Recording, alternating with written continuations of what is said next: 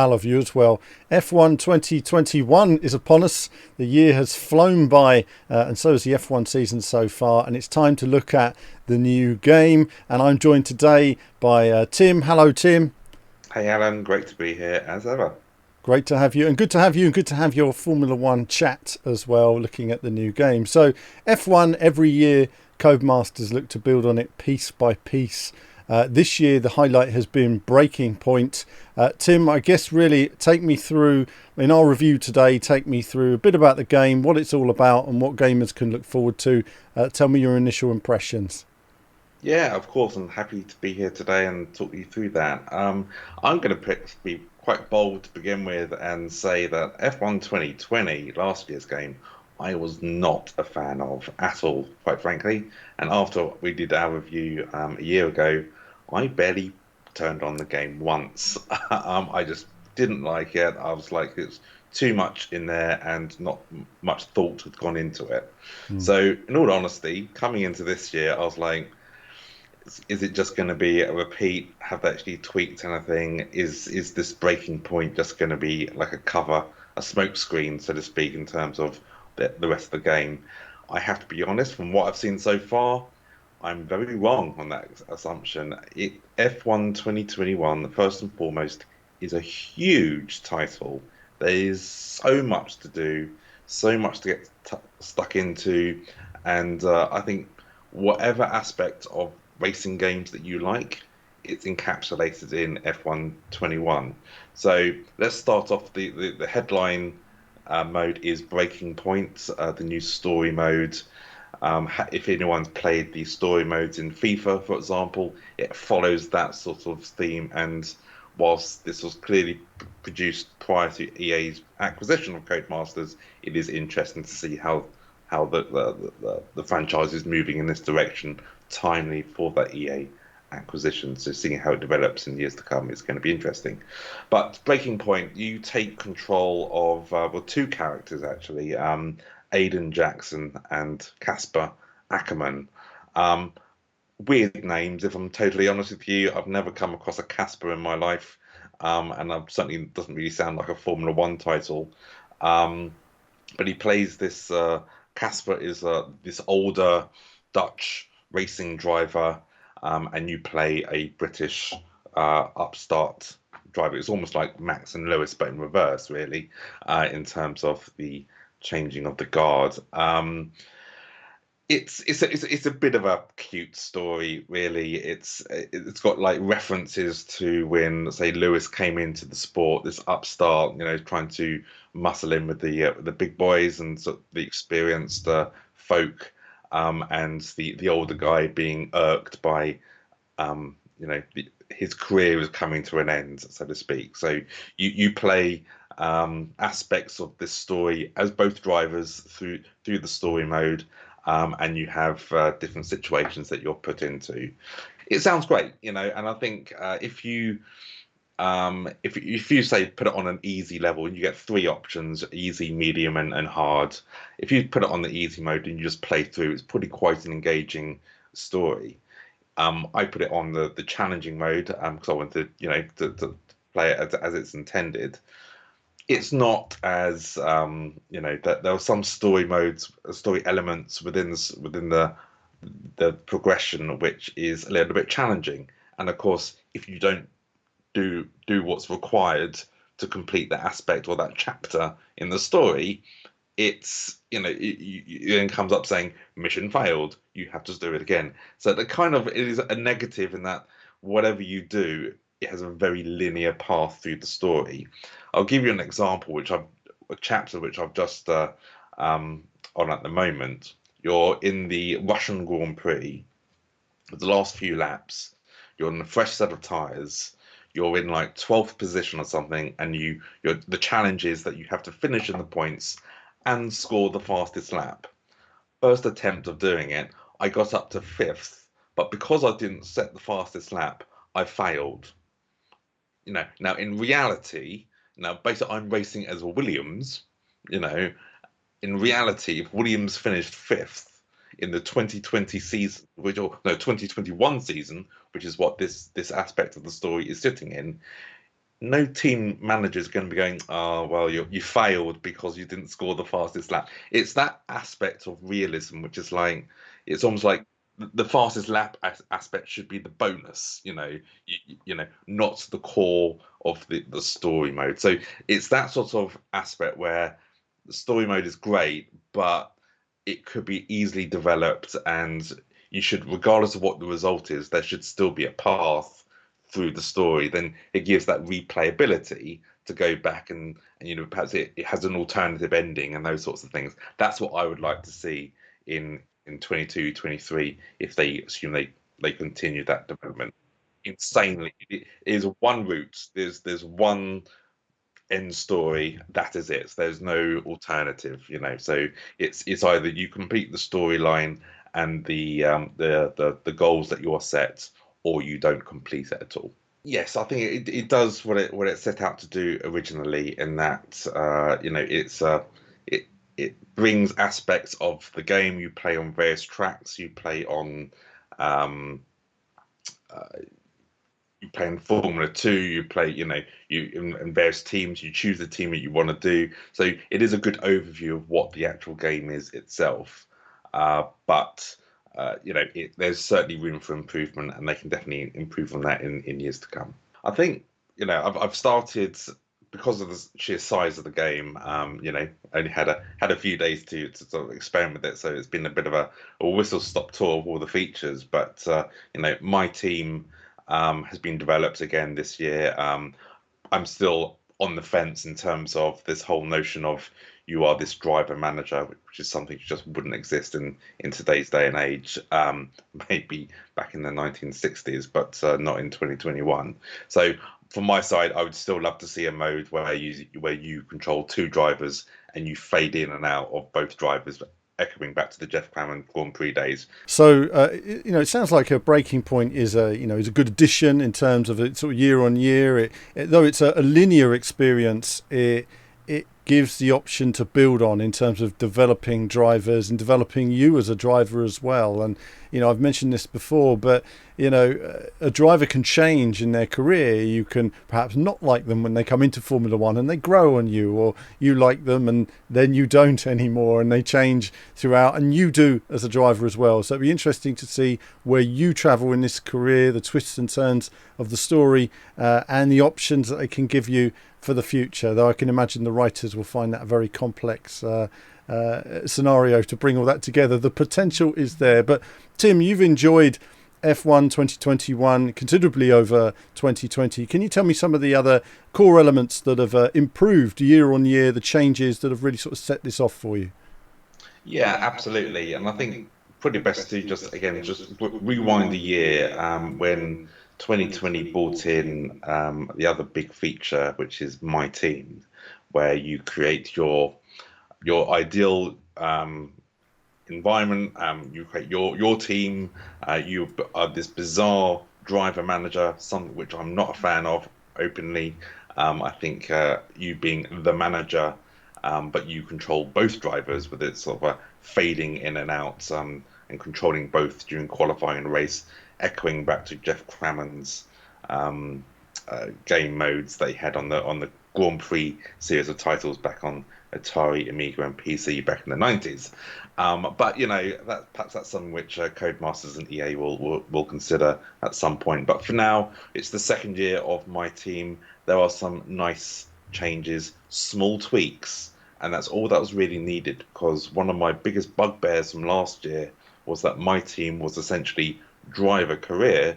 They just put a different cover on it, so to speak. So it just annoyed me when you'd be driving along and you'd be having the same conversations with your pit engineer that you were having in the normal single player mode, and they're not recognizing that. Well, hang on a second, I'm the manager.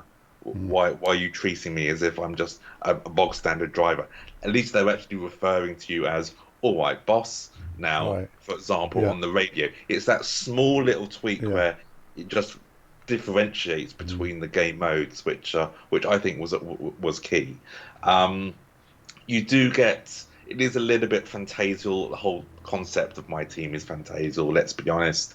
I'm I've resurrected Arrow's Grand Prix as part Mm. of my team, and I'm even using the 1997 Damon Hill color scheme as part of my setup, which you know, got to keep the faith with the old boy. Absolutely.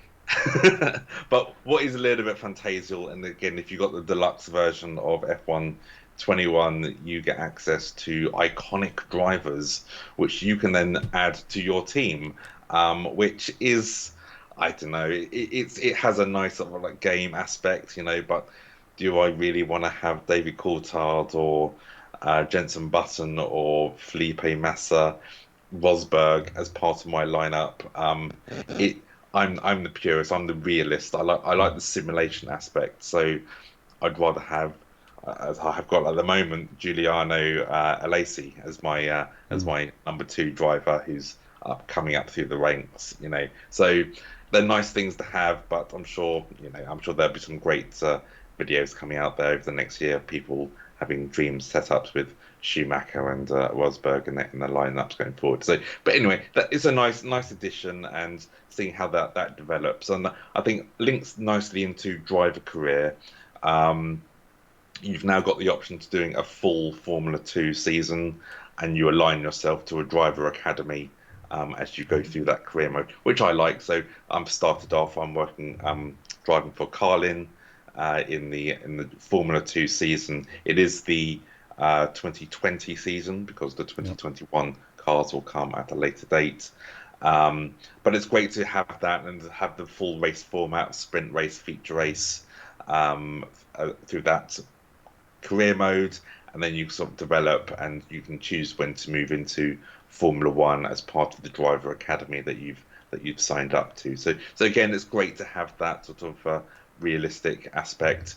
You can choose your season lengths as well, whether you want to do the full, at the moment, 20 races, 16 or 10, and you can customize which tracks you want to race at. So if you're not good at Monaco, I'm awful at Monaco. Yeah. I choose not to race at Monaco because I don't need that level of depression in my life, crashing into a barrier. But hey, look, it's lovely to have that option. I personally would love to be able to mix the running order of the tracks as well, because as we've seen over the past couple of years now, we've had to have seasons that have been a little bit more Mm. creative on the fly. And I think it would have been nice for Codemasters to have recognized 2020 as being such a unique season, because that's not going back to Breaking Point. That's not recognized at all. The active is Mm. just a normal season. You're racing in Australia, for example. Yeah. So it would have been nice for them to have incorporated the impact of the pandemic Mm. into the game, so that could have been Make it added to authentic. the Yeah. dynamic. Yeah, It, absolutely. it surprises me why I just can't understand why things like that aren't done. All the assets are in there. I mean, having said that, I've said it about the track editions. Codemasters have got these tracks on file for previous versions of the Formula One game and other games in their various franchises. So they've got the modelling there. Not all of the tracks in Formula One are up-to-date models. Some of them were modelled many years ago, and they haven't been updated since. So including them, I understand there are licensing issues, but I'm sure Formula One would fast-track those issues. And surely they want a season that matches the official season rather than something that's not even close. If Codemasters say, hey, we can add a couple of circuits and have Austria run a couple of times, it would add to the various event, and the various authenticity of it. So it never ceases to surprise me that these things are not possible.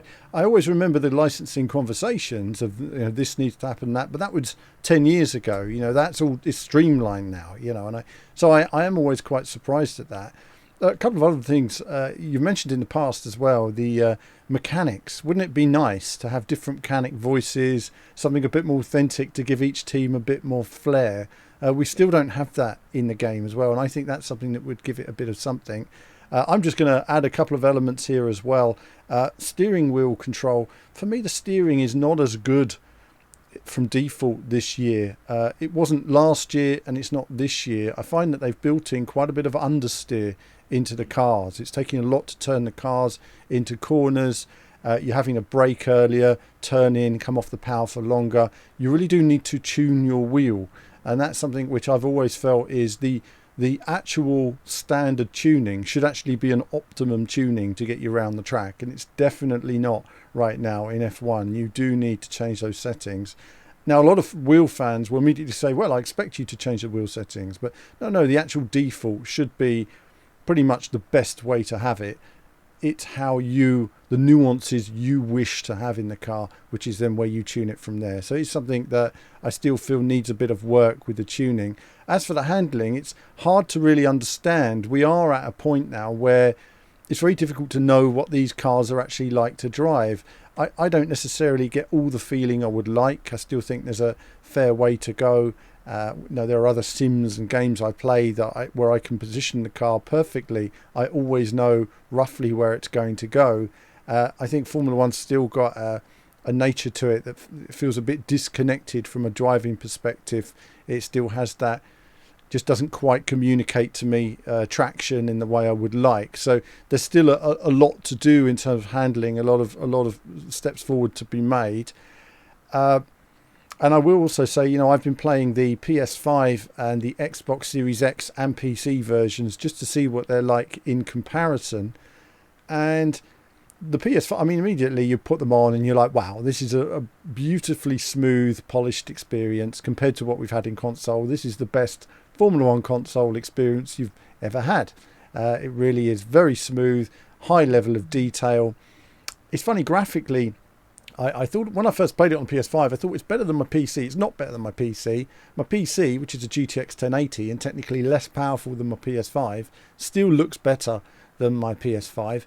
And the PS5 and Xbox Series X versions also dropped to 30 FPS for cutscenes, all cutscenes, podium, whatever, and replays as well. So when you're racing the race at a nice smooth 60 FPS and then you drop to the replay, you'll see a jarring drop. And I noticed it closer to 20 FPS than 30. It's quite a significant drop. And when I play it on the PC, my less powerful PC, that simply doesn't happen. So a little bit disappointing to see that. And you notice it really on character selection screens or anywhere where you're not in the car. It's not running at 60 FPS. So that's something where I think the next gen consoles could do with a bit of TLC, a patch to just bring that up. Because where we are right now, the current games are designed for Xbox One and PS4 and should run quite easily at 60 FPS. We've seen, obviously, Dirt 5 at 120 FPS on the Xbox last year. So Codemasters have certainly got the tech,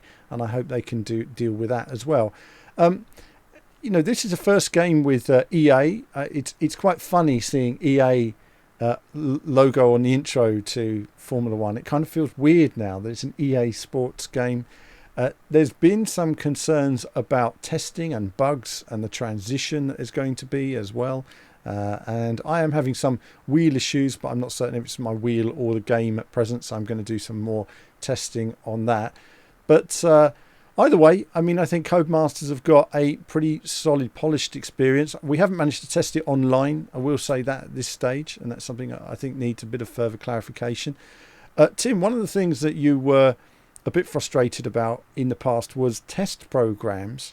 Has there been any changes to that? You know what? I think they have made changes. It's probably the cop-out change that's made it a little bit more bearable. We've still got the same programs that have been in place for far too long, but they've made them, instead of having like 5 or 6, the same 5 and 6 programs that we've had, they've reduced it to 3. And they've mixed up the appearance of those 3 from race to race. So at least they are set up to be like you can have a refresher of that track before you go into qualifying, and you still get the rewards and the development points that you use to develop your car through the season. So it's a lot more enjoyable to play. But again, I feel like they're missing a treat there in terms of if you had 20, 30, 40 different testing programs, made it as DLC, Yeah. and there'll be like mini games that you can add to enhance the feel and look of the overall product. I feel like that is an easy coin to make, EA, if you're listening. You know, You don't to need to give EA ideas when it comes to DLC. this They're is all true, over it right now. perhaps they do, because Codemasters aren't doing it. So I just feel like it's an easy win to really Mm. sort of you know if there was a pack on there saying 20 new testing session Yeah. modes to Yeah. incorporate into your career, Yeah. 9.99, I'd probably pay it, Yeah. because it just adds that game element to what becomes a pretty repetitive gaming session. Yeah. Granted, you might be racing on a new track or something for the hour that you've got to dedicate for gaming on that day. Mm. But if I know that I'm going to have 3 or 4 new testing modes to play around with, I Yeah. think that's pretty cool. Yeah. But hey, look, I've been talking about that, I think, in every review for the past 5 seasons. And it still hasn't really changed. So Yeah. this year's one is better, but in a weird way that all they've done is like take out, half of the program mode Mm. so that you're not given that chore of a session to do that you more often than not just skip through. Mm. So, Well, either way, I mean, I think they have put piles and piles of options in the game. I mean, there's mm, lots and lots and lots of parameters. I mean, I had a presentation from Lee Mather, the game director, and he just ploughed through it. And I remember drowning in options. I thought there's just too much for me to remember now. I mean, I'm a gameplay purist in that way, but there is everything in there to do with Formula One, and they're building it up all the time. So the passion is obviously there to see, but nothing is going to well, keep all I the think fans happy all the time. Yeah. just on that, and Mm. I feel like, again, there's a wonderful opportunity for Codemasters or EA to bring in a prologue Yeah. to the game, maybe a prologue to Breaking Point. Version 2 is that perhaps the game opens up before you've even chosen an option. Maybe this is what they do as part whilst the game is installing. As Mm. we sort of see that a common thing now, that you can access the game to begin with whilst Mm. when it finishes off installing in the background, so to speak. You know, Maybe that is you're put into a test session, Yeah. and it measures. You have to set a series of lap times or complete a race, and then based on how you are interacting with the pad or the wheel, will dictate a recommendation of, like, you should be at this AI Mm. difficulty setting. You should have these settings on your, in terms of traction control or those sorts of things. Or you have to do a little test mode saying, this is what it feels like with traction control. This is Mm. what it feels like without traction control. Which do you prefer? And Mm. it chooses the selections for you. Because I find that the first 2 or 3 hours of playing any of these F1 games over the years is that, I'm basically trying to find a level of AI difficulty Yeah. setting that is Yeah. right for me. Not everybody Yeah. can play at 110%. No. I'm talking like the top 2% of all players, that are playing this game day in, day out. Not everyone can do that. So you're constantly trying to find out. But then I also want a realistic experience. Yeah. My team, a new car on the grid. I'm not going to be winning races from day one, so I'm not going No. to set AI difficulty setting at the easiest. Yeah. So I want a challenge, but then how do you know whether you've set it at the right challenge so that when you start developing the car, you do actually move up the grid Mm. without changing the AI difficulty setting? And Yeah. that's the layer of complication that I really, really bugs me.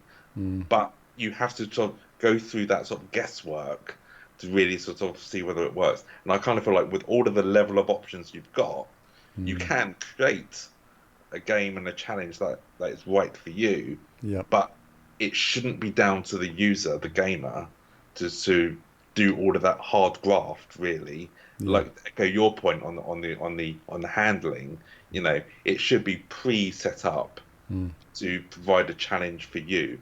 And Mm. perhaps you have some more along the lines of adaptive difficulty settings where the game becomes more challenging if your results are Yeah. becoming too good for Mm. what aspect or what point in the game or career that you're at. So if you're in a Williams, you shouldn't be qualifying on the front row Yeah. of a grid.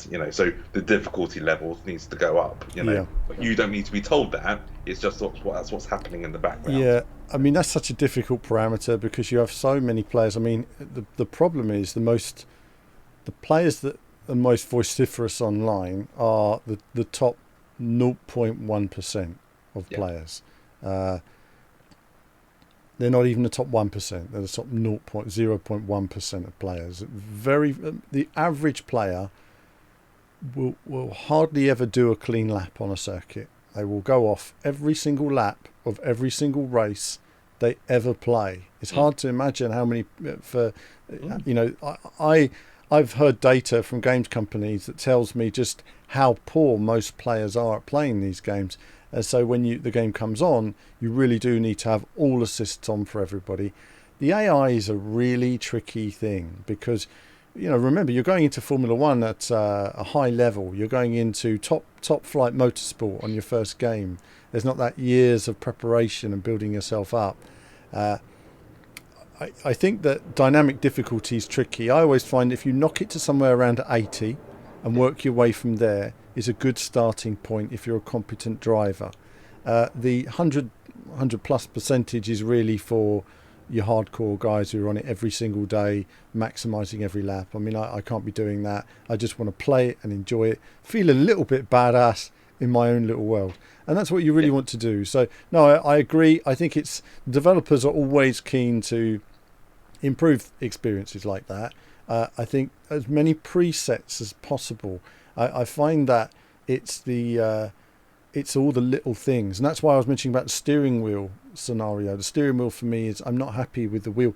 I was always very happy with Codemasters games out of the box, but I'm just finding right now it's something that it's not quite there.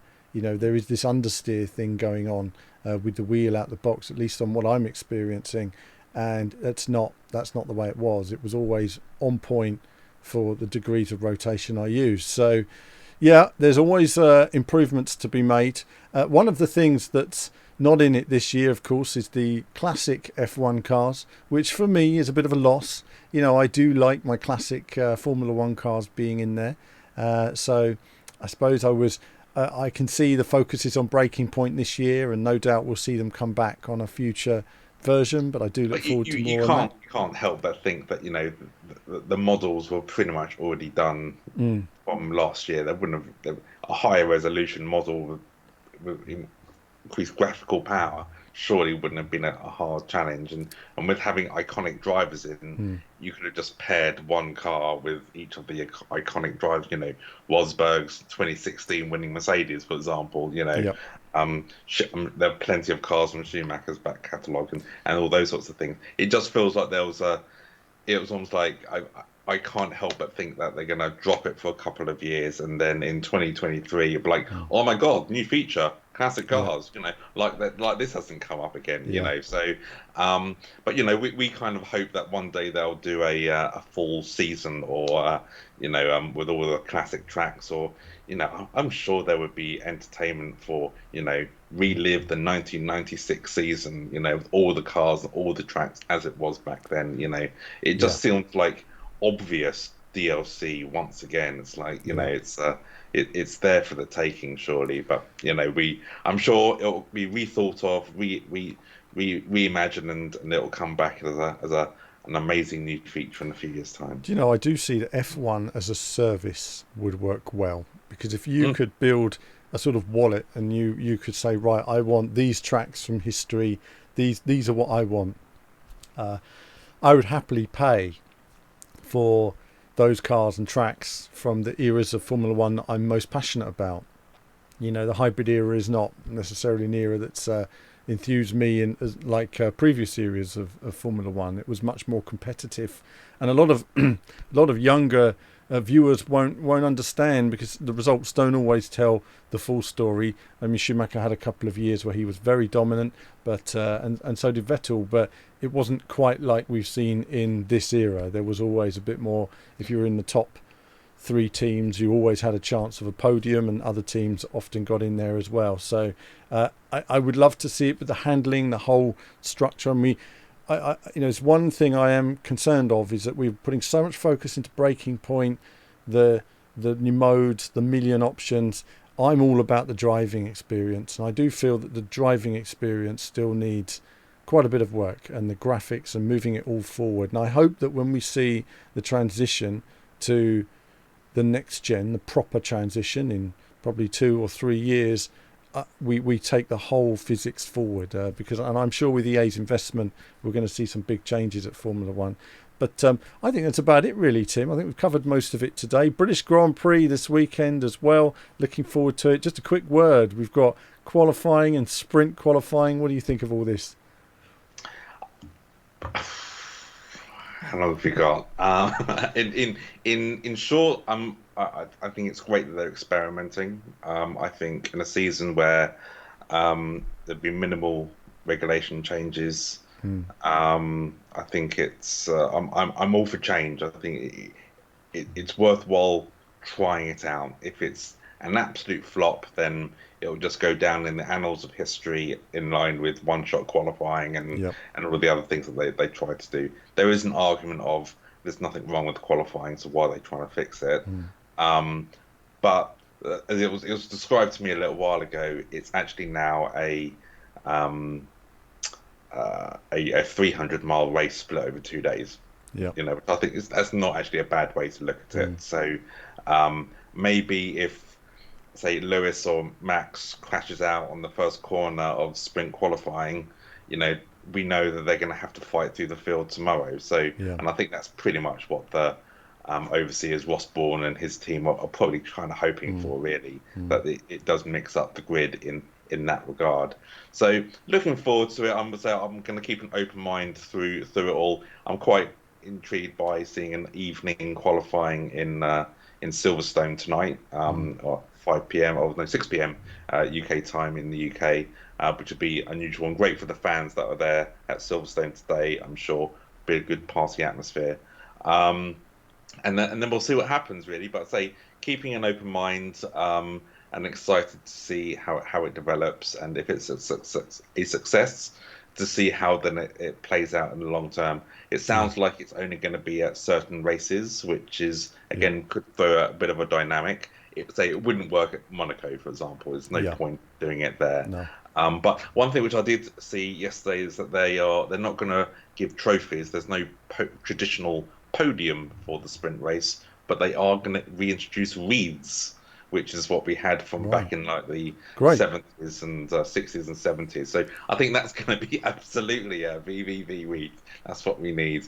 So I thought that was quite a nice little touch that they're doing to really sort of separate the winners of or the top three of the sprint race compared to the full main Grand Prix, which has to remain as the key event from the weekend. So I'm excited, but it's a good test. It'll be a Bottas battle, and I'm sorry, let me start again.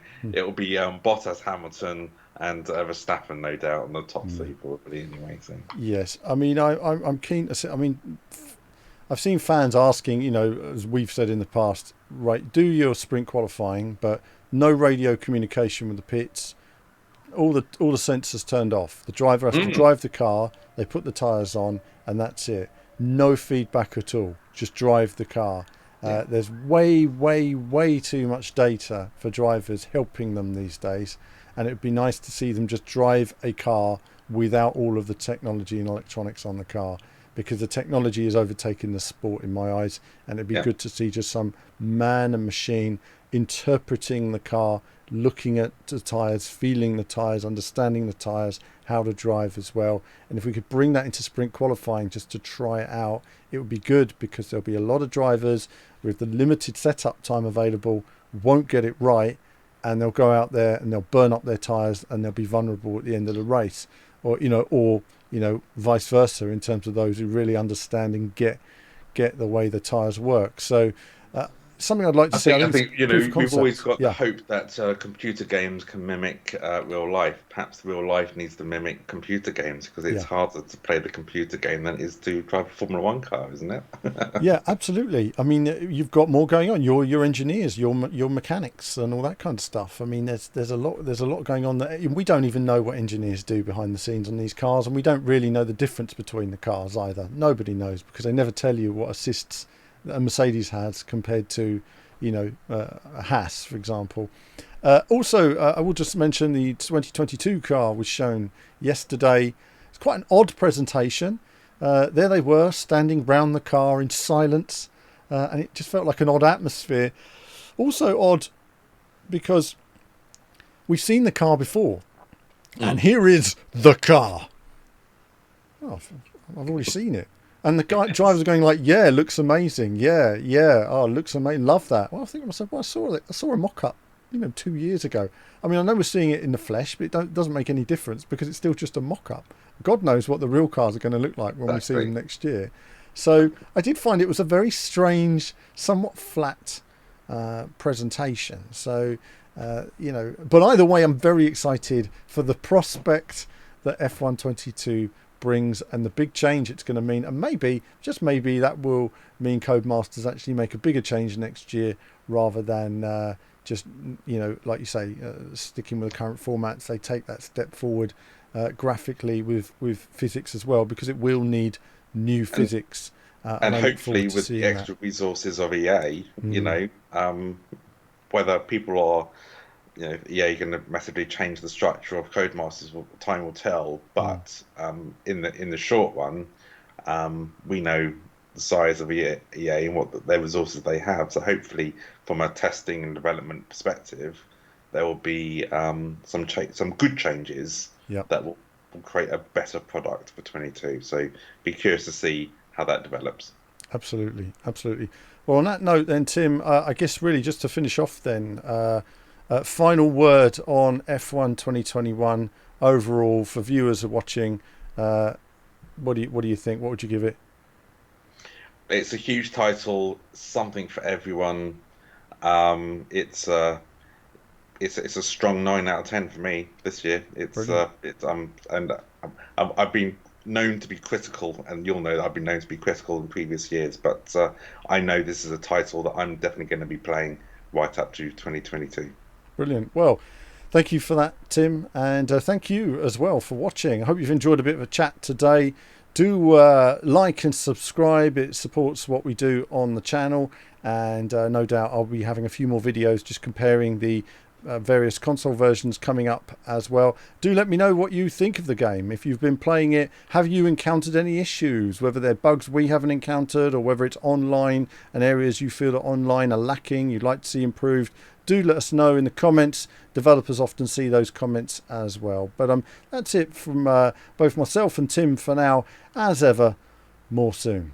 Hello viewers, well thanks for watching the video today. Do like and subscribe, it supports what we do. Do become a YouTube member. YouTube Patreon supports all of our content you see on the channel, and of course lots of gaming from retro to modern games. I love it all in terms of racing action. So click on one of the 2 videos just there to find out more.